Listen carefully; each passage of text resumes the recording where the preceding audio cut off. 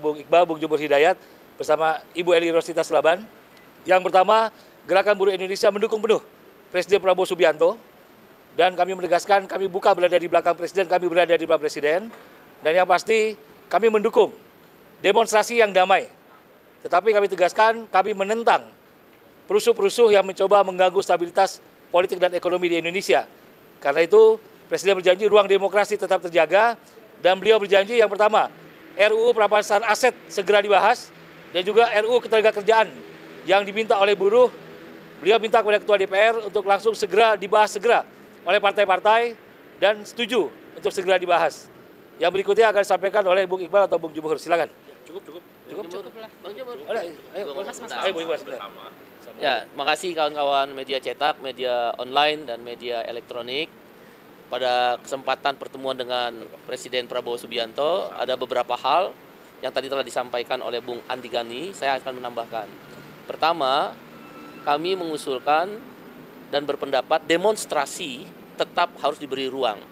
Karena itu hanya satu-satunya cara bagi kelompok bawah, kelompok buruh, kelompok petani, kelompok nelayan, kelompok mahasiswa, dan orang-orang kecil untuk menyampaikan aspirasi ketika lembaga-lembaga formal, tanda petik ya, lambat atau tidak mau mendengar apa yang menjadi aspirasi kelompok bawah.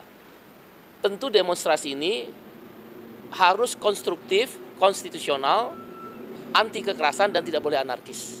Dan pada titik itu Bapak Presiden setuju.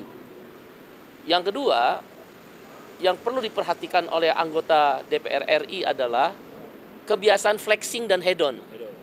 Kebiasaan flexing dan hedon di tengah PHK yang merajalela, ojol yang bolak-balik ke DPR, nggak pernah diperhatikan untuk potongan tarif 10%, ya, kemudian upah buruh yang masih rendah, outsourcing yang masih merajalela, banyak orang yang belum punya rumah, orang miskin masih banyak, pengangguran masih tinggi. Flexing dan hedonisme itu tadi kami sampaikan kepada Mbak Puan dan juga kepada Bapak Presiden Prabowo Subianto untuk benar-benar tidak dilakukan oleh anggota DPR RI. Begitu pula kepada menteri-menteri yang ada, wakil menteri yang ada dalam kabinet Prabowo Subianto.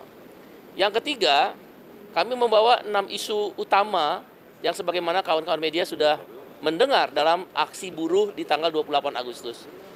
Ada 3 paket undang-undang yang harus segera dibahas oleh DPR RI. Satu, rancangan undang-undang ketenagakerjaan. Ini pasti benturannya kuat, kepentingannya, tanda petik ya, benturan itu tanda petik. Karena kepentingannya misal tentang outsourcing tarik-menarik, upah murah tarik-menarik, karyawan kontrak tarik-menarik. Dugaan kami tadi saya sampaikan 3 tahun. Padahal sisa yang diberikan oleh MK tinggal setahun lagi.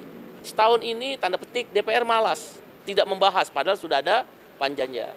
Undang-undang paket kedua adalah tadi sudah disampaikan Bung Andi untuk menghilangkan Noel yang lain, yaitu Wamenaker yang terlibat korupsi, maka RUU perampasan aset harus segera disahkan. Sudah hampir puluhan tahun dan beliau tadi disampaikan merespon sangat cepat sekali.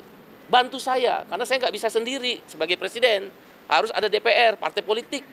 Tapi beliau berkeyakinan segera RUU perampasan aset ini sebagai pembuktian terbalik agar koruptor-koruptor itu jera dan dimiskinkan bisa disahkan segera, setidak-tidaknya mulai dilakukan pembahasan.